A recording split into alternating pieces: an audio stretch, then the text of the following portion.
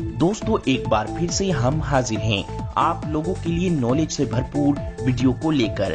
दोस्तों आज की इस वीडियो में हम आपको फैक्ट्री में ऐसी चीजें बनते हुए दिखाएंगे जिनके बारे में हर किसी को पता होना चाहिए कि ये सब चीजें कैसे बनती हैं। दोस्तों अगर आपने ये पूरी वीडियो देख ली तो मैं पूरे वादे के साथ कहता हूँ कि आपकी नॉलेज कई गुना तक बढ़ जाएगी।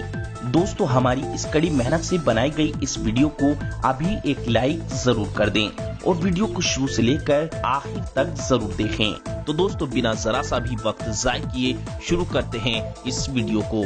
तो चलिए शुरू करते हैं। Iron and steel making process. दोस्तों क्या आपको पता है लोहा और स्टील को कैसे और कहां से प्राप्त किया जाता है और लोहे व स्टील को कैसे बनाया जाता है? दोस्तों लोहे को जमीन के नीचे से प्राप्त किया जाता है। दोस्तों लोहा हमारी पृथ्वी की सभी जगह पर पाया जाता है। लोहा खनिजों के अंदर ही नहीं बल्कि जानवर और पेड़ पौधों के अंदर भी मौजूद होता है, बल्कि लोहे का कुछ अंश इंसान के शरीर में भी मौजूद होता है। दोस्तों जमीन के नीचे से हमें लोहा दूसरे मिले जुले पदार्थों के रूप में मिलता है, जैसे मैग्नेटाइट, हेमेटाइट, लेमोनाइट, साइडराइट और पायराइट्स। ये सभी लोहे के मुख्य खनिज होते हैं और इन सभी खनिजों से ही लोहा प्राप्त किया जाता है। दोस्तों लोहा प्राप्त करने के लिए इन खनिजों को सबसे पहले जमीन के नीचे से निकाला जाता है। दोस्तों इन सभी खनिजों को जमीन के नीचे से निकालने के लिए सबसे पहले ये पता लगाया जाता है कि जमीन के किस हिस्से के नीचे लोहे के खनिज मौजूद हैं। फिर इसके बाद उस जगह पर जमीन के नीचे बम फिट कर जमीन को फाड़ दिया जाता है, जिससे लोहे के सभी खनिजों के टुकड़े टुकड़े हो जाते हैं और फिर इन सभी खनिजों को ट्रक में भरकर फैक्ट्री में लाया जाता है और फिर इन सब खनिजों को पीसकर बारीक पाउडर के जैसा बना लिया जाता है और फिर इन सब पिसे हुए खनिजों को चूना पत्थर और कोयले के साथ मिलाकर एक भट्टी में गर्म किया जाता है। इसके बाद पिघला हुआ लोहा भट्टी से बाहर निकल आता है, जो कि भट्टी से पिघला हुआ लोहा बाहर निकलने पर ऐसा लगता है जैसे कि किसी ज्वालामुखी से लावा बाहर निकल रहा हो। फिर ये पिघला हुआ लोहा ठंडा होने पर ठोस हो जाता है। इस प्रकार हमें लोहा प्राप्त होता है। इस पिघले हुए लोहे के अंदर 5% कार्बन की मात्रा पाई जाती है और अगर इस पिघले हुए लोहे में से हम कार्बन की मात्रा को कम करके 2% कर दें तो हमें स्टील प्राप्त होता है। इस तरीके से दोस्तों हमें लोहा और स्टील ये दो महत्वपूर्ण चीजें प्राप्त होती हैं।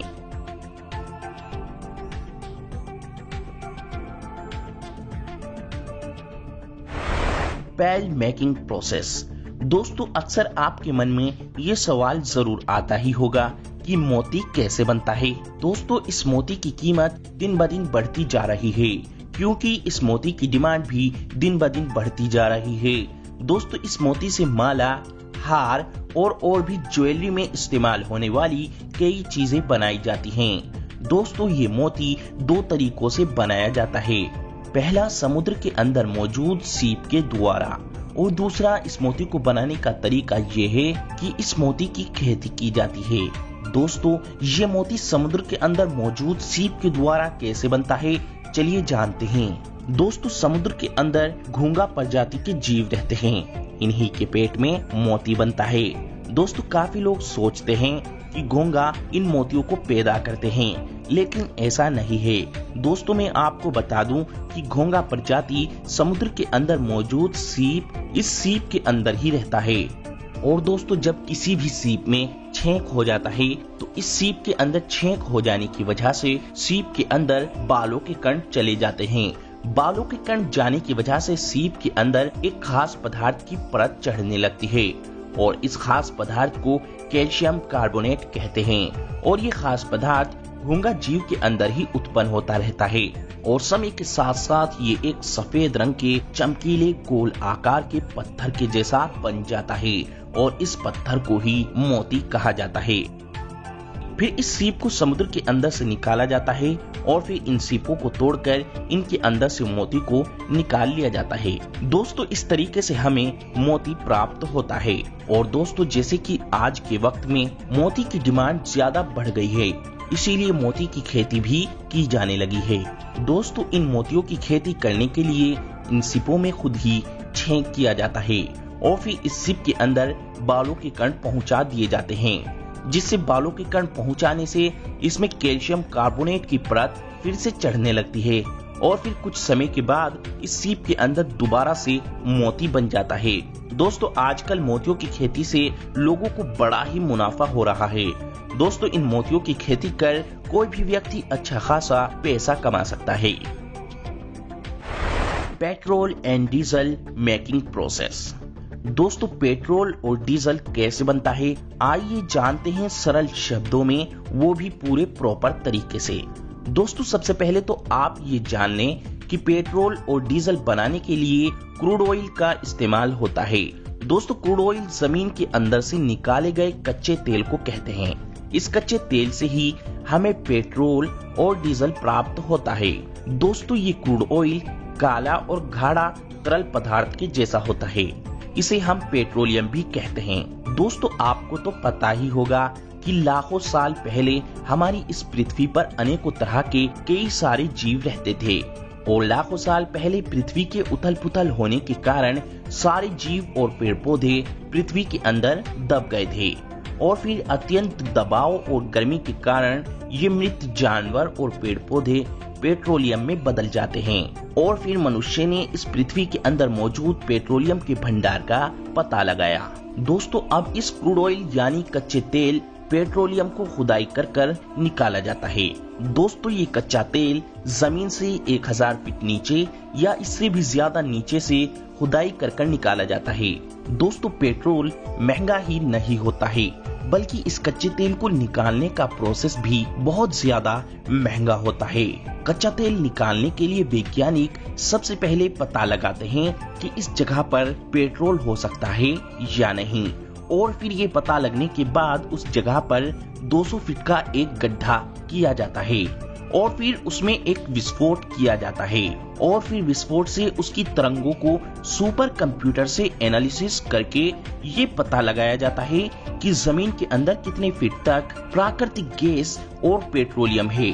और फिर ये जांच सक्सेसफुल होने के बाद वहां पर प्राकृतिक पेट्रोलियम के कुएं खोदे जाते हैं और फिर इन कुएं के अंदर से कच्चे तेल को निकाला जाता है और फिर इस कच्चे तेल को निकालकर इसे रिफाइन करने के लिए फैक्ट्री के अंदर लाया जाता है और फिर इस कच्चे तेल को रिफाइन करके हमें डीजल, पेट्रोल, केरोसिन और मोम आदि जैसी चीजें प्राप्त होती हैं। इस कच्चे तेल को रिफाइन करने के लिए सबसे पहले इस कच्चे तेल को बड़े बड़े बेलनाकार बर्तन में डाला जाता है और फिर इस कच्चे तेल को 360 डिग्री सेल्सियस के तापमान पर गर्म किया जाता है।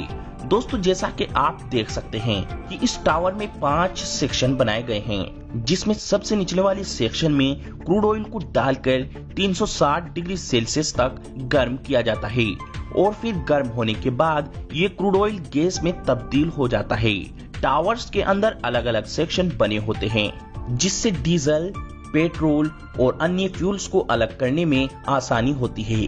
दोस्तों जब क्रूड ऑयल को गर्म करते हैं तो उसमें से जो लिक्विड पैराफिन होती है वे 400 डिग्री सेल्सियस पर तरल में बदल जाती है और अलग हो जाती है, लेकिन जो गैस हल्की होती है वे टावर में ऊपर जाती है और उसमें से जो गैस 360 डिग्री सेल्सियस पर लिक्विड में बदल जाती है वे इस वाले सेक्शन में फ्यूल ऑयल के रूप में बदल जाती है और जो गैस उससे भी हल्की होती है वे और ऊपर जाती है और 300 डिग्री सेल्सियस के तापमान पर लिक्विड में बदल जाती है। इस लिक्विड को हम डीजल कहते हैं और जो गैस इससे भी हल्की होती है वे होता है पेट्रोल और जो गैस पेट्रोल से भी हल्की होती है वे ब्यूटेन और प्रोपेन होती है और फिर इसके बाद क्रूड ऑयल से निकाले गए अलग अलग तरह के फ्यूल्स को बड़े बड़े टैंक में भरा जाता है। इसी तरह पेट्रोल को पेट्रोल के टैंक में पेट्रोल को भरकर पंपे पे खाली कर दिया जाता है। इस तरीके से हमारे पास तक पेट्रोल और डीजल पहुंच पाता है। और हाँ दोस्तों, सबसे जरूरी बात, हम इससे भी अच्छी वीडियो बनाएं तो इस वीडियो को लाइक, शेयर और चैनल को सब्सक्राइब जरूर करें।